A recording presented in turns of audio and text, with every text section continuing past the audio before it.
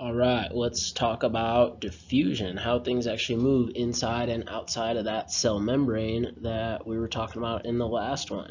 So we talked about the cell membrane structure in the last lecture, and remember it's made up of phospholipids, those proteins that can be either peripheral, integral, or transmembrane proteins. We got the glycoproteins and the glycolipids that help with signaling. Now let's talk about getting things inside and outside of the cell. Diffusion is random movement. So I know it's kind of a weird, gross example, but think if you're sitting in class and the person next to you farts. Who's going to be the first person to smell it? Probably you, if you're sitting right next to them. Then who smells it? Person next to them. Then who? Person next to you, sorry. Then who smells it? Person a little farther away, and then hopefully it diffuses and spreads out so no one smells it anymore. That's basically what diffusion means. We start with stuff in a high concentration in one area, and we move out to areas of lower concentration. And that hopefully awful smell gets away before it gets to you. Two ways that things can diffuse across a membrane are passive transport and active transport. When we're talking about passive transport, that means that no energy is required. And remember, in cells, chemical energy is called ATP. So no ATP is required with passive transport, whereas in active transport, then yes, you do need some kind of energy. Usually diffusion is kind of slow.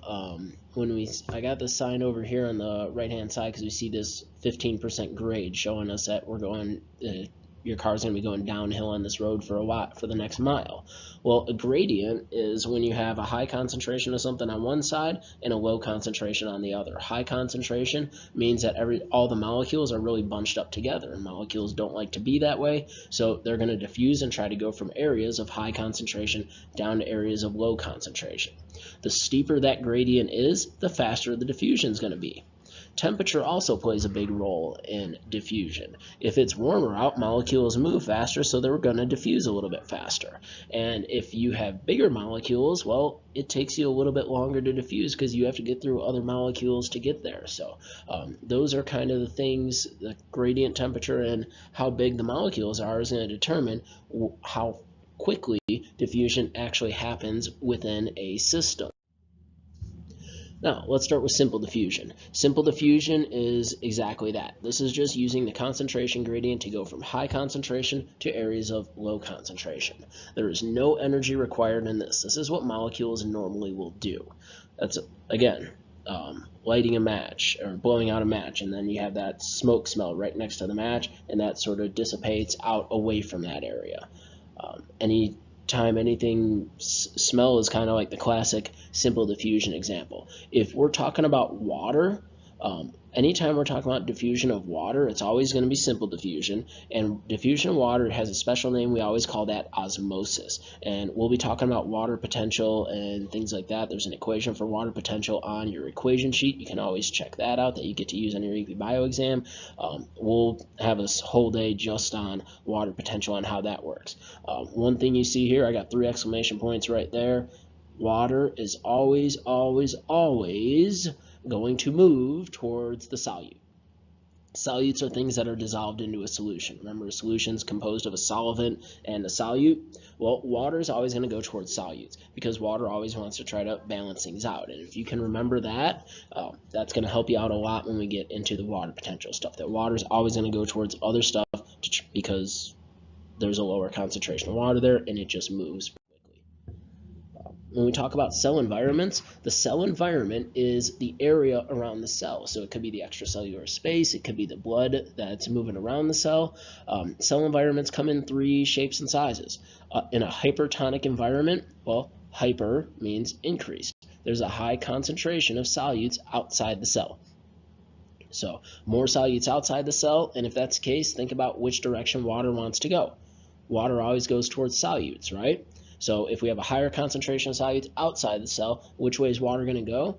It's going to leave the cell and go out into the extracellular environment. And that means the cell is going to do what? Look on the bottom, I got this question. What will happen to the cell in each instance? Well, if you're in a hypertonic situation and water leaves the cell, what's the cell going to do? It's going to shrivel up.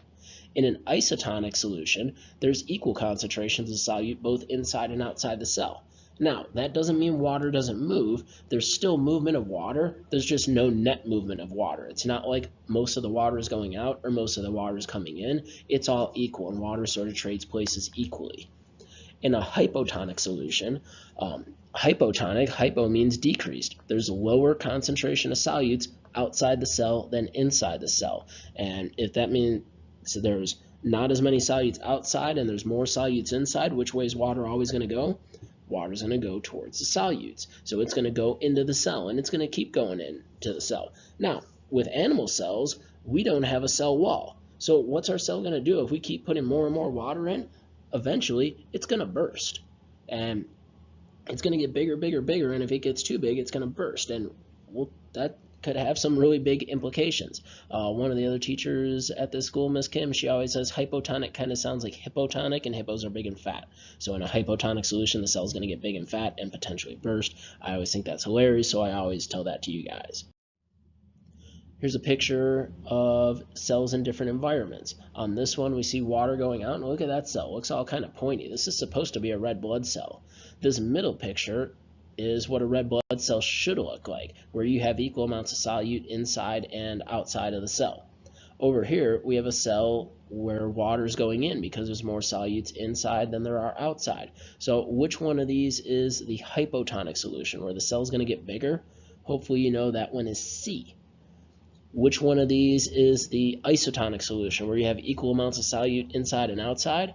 That's going to be B, and that leaves hypertonic solution for A. So hopefully you're able to follow along and do those in your head as I was talking to you. Now, like I said, we don't have a cell wall because we're animals and we have animal cells. Plants, however, have a cell wall, and they create something called turgor pressure. Inside that plant cell, they have things called vacuoles, which store liquids and store sugars and all kinds of things like that. And if those vacuoles fill up really good, that's going to put pressure on the cell wall. That cell wall is a rigid cellulose structure that helps give the plant cell support because they don't have a regular skeleton. Well, look at how much PSI you can get up to inside a plant cell, 100 PSI. Do me a favor, go outside and kick a car tire. You don't want to do that?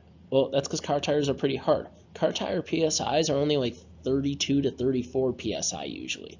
So, and you're talking about something that can be 3 times more compact or more pressurized than a car tire inside a cell. That's how strong that cell wall is. So, small package, very strong, helps keep plants upright. If you don't water your plants for a couple days, and there's less water stored in that vacuole, what happens to it? It kind of falls over and wilts. That's usually what happens to my plants, unfortunately. So you water your plants back, though, and it'll stand straight up again, and that's because you're messing with turgor pressure, and that's an important word right there that you should know, so I'd probably make note of that one. Now, that was all simple diffusion with water, and when we talk about simple diffusion of water, remember we had that special name called osmosis. There's also proteins that can help things get past the cell membrane, because if we remember, the cell membrane has a phospholipid bilayer, and that phospholipid doesn't always let everything through, so sometimes you need a side door. Well, there's a couple proteins that can help you, and they can facilitate diffusion, and this is an example called facilitated diffusion, which is a term that you should be familiar with. Channel proteins are kind of like little doorways that are just sort of open, and they allow things to move freely. You don't have a ton of them, so it doesn't just inundate the cell with a whole bunch of material. They just sort of diffuse as they pass by the protein, depending on concentration gradient. And again, this is passive channels, so it's always going to be going from high concentration to areas of low concentration. Carrier proteins require a signal, and the signal attaches to the protein, and that opens up the protein on the outside or the inside of the cell, depending on where the signal is, and it pulls something with the concentration gradient from areas of high concentration to low concentration. Now, when we talk about signals, anytime we talk about signal, we have a code name for signal. That is this L word, ligand. Some people call it ligand, I call it ligand, whatever you want, as long as you can spell and know what we're talking about. I don't care how you say it. On that protein, there's a binding site, and we see with the ligand out in the extracellular space, because we're looking outside the cell, this protein is closed. As soon as that ligand attaches itself right over here, and I'm hoping you can see my highlighter, the protein opens up, and check this out. High concentration of these red dots out here, low concentration of red dots on the inside of the cell. So what's going to happen? Through simple diffusion, these red dots are going to go through. Since it's using a protein to get through the membrane, we'd call this facilitated diffusion. Anytime a protein is used and you're going from high concentration to low concentration, we're talking facilitated diffusion. Now, remember, water can't just get right past the cell membrane because of that lipid bilayer, and aquaporins are kind of like the helper for water. And they kind of allow water to go whenever it wants. Water becomes essentially a hitchhiker. It hooks up with a ion, which is an atom with a charge. Well, waters hook up with them because water's polar, and the negative end of the water, the oxygen end, would probably hook up with the Na, which is sodium, and it would move right through the aquaporin, which allows water to enter the cell pretty easily, and it can pretty much do that all the time. So aquaporins or channel proteins are just sort of always there for water to get in and out. Carrier proteins, they help with polar molecules getting across the membrane because, again, the polar things can't get across that lipid bilayer. That lipid bilayer is so important in maintaining homeostasis for the cell. But again, we have side doors, and these carrier proteins allow it to happen. Now, with active transport, active means you got to put some energy in. Energy in the cell is going to be ATP. A lot of times ATP is converted to ADP, which ATP means adenosine triphosphate. ADP is adenosine diphosphate. In class, we'll look at the structure of ATP compared to ADP, and we'll sort of see how that stuff works. Now, with active transport, the reason it's going to require energy is because you're moving from an area of low concentration to an area of high concentration. So you're going what we call against the concentration gradient. The concentration gradient, usually molecules are going to move from high concentration to low concentration, and that's why it doesn't take any energy. Anytime you go from a low concentration up to a high concentration, you're going sort of backwards on that gradient. It said that you're going against the gradient. Primary active transports happens a lot with hydrolysis. Sodium-potassium pumps are a big thing that we'll talk about in class because that's something that we just have to talk about in class. It's kind of a complicated thing, but it's really not that bad. It helps maintain gradients so that our neurons can function appropriately. Here's an example of the sodium-potassium pump. This happens especially on neuron membranes. We see that these blue dots are the sodiums, the red, orangish, reddish squares, I guess burnt orange, kind of like University of Texas colors, those are going to be the potassiums. Well, I see more sodiums outside the cell than I see inside the cell. So when ATP attaches, look at this, sodium attaches in here and gets spit outside the cell from an area of low concentration to an area of high concentration. Check out what else happens. Potassium gets thrown. There's less potassium outside the cell than there is inside the cell, and the potassium gets thrown from the outside to the inside. So this pump is going to move two things opposite the concentration gradient. And look at what we got here. ATP attaches to tell us that this is active transport. Now, if we have big molecules, active transport's not going to work particularly perfectly because it's tough to get it through that membrane. So something that your cell can do is called endocytosis. Endocytosis means that the cell is going to actually eat something and bring something in. Look up the prefixes endo and cyto, and that's sort of what it says, cell in. So something's going to be coming inside of it. In that process of endocytosis, if you're eating something that you're going to digest, we call that phagocytosis, where that means cell eating. If you're bringing in a liquid through endocytosis, that has a special name called pinocytosis. And a lot of times there's receptors that sort of make all of this stuff happen for the cell. Here's an idea of endocytosis. We have our phospholipid bilayer right here. And this is sort of like one part of the picture right here. This is the thing that the cell wants to come in. So when the item that's going to come in gets close to the outside of the cell membrane, look what happens. It creates this little dip. A lot of science books, you'll see the word invagination. And as this molecule gets closer to the cell, look at how the plasma membrane just sort of bends around it. Remember in the last lecture we said the plasma membrane is fluid. It can change shape. It can move. It's flexible. Well, look at what it's doing. It's surrounding this thing right here, and I see a bunch of phospholipids, and then look what it actually did in this third part. It actually pinched off, and I have full cell membrane above it. I have full phospholipid bilayer here, and I have a full phospholipid capsule right here around this molecule that we brought in. That's called a vesicle, and that vesicle is going to go inside the cell and take this item where it needs to go. Now, exocytosis Well, what does exo mean? Out of the cell. This is the exact opposite of what I just talked about with endocytosis. So there's going to be a vesicle coming from somewhere in the cell. And if you remember from your organelles, which organelle packages things up to be shipped out of the cell?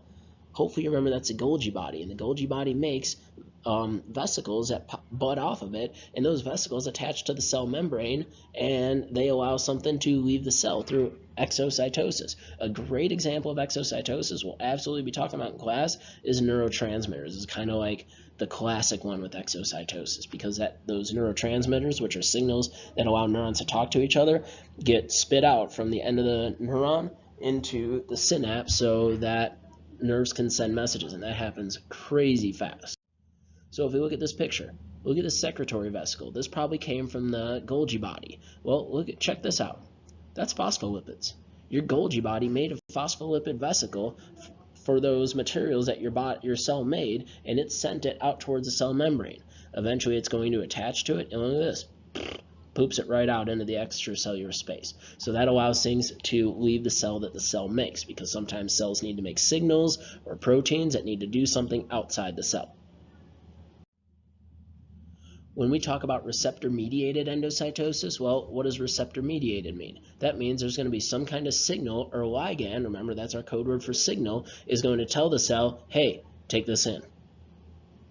Take this in. Some kind of signal is going to hit the outside of the cell that says, hey, we need to do endocytosis, bring something in. And that creates something called a coated pit, which goes inside of the vesicle and sends the item inside the cell. And then who processes that for the cell?